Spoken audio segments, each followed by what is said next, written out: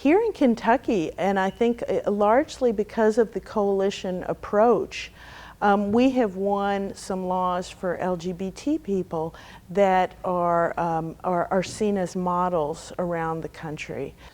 There's no reason, in my view, that we ought to be limiting ourselves to something less than full and total equality.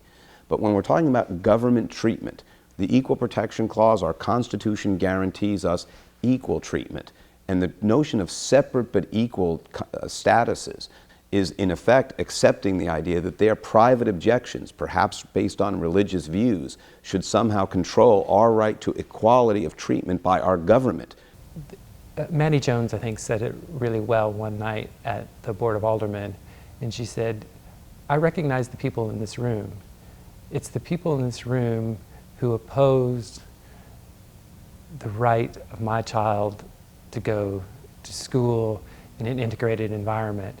It's the same people who have again and again tried to keep people down." And I think, somebody like Maddie, who has had this experience working in the civil rights issue, I think so beautifully connects the issues of working together across lines of difference to win equality for all people. There's no such thing. It's like, this is our issue, because all together we're working, so it's everybody's issue is connected. But part of why the term special rights works with the public is because it comes out of the long history of racism in this country, where white people have been told that when people of color gain rights, somehow we as white people are going to lose something. We face the argument time and time again where people say, you don't need these laws. These laws are somehow special rights that you're already covered in the Constitution. And I think in some ways what that speaks to is Americans' ideals that, yes, in this country you are treated fairly by the nature of being a citizen in this country. What many people don't realize is the preponderance of case law that has not assured those rights of equality. The Constitution gives us all equal rights, so why should we have to have special laws? They're not special, it's what we're not being entitled.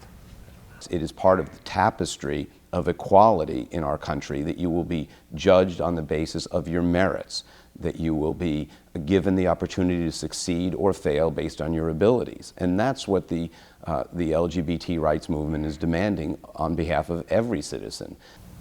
We will never be able to change public policy without a strong coalition of fair-minded Kentuckians.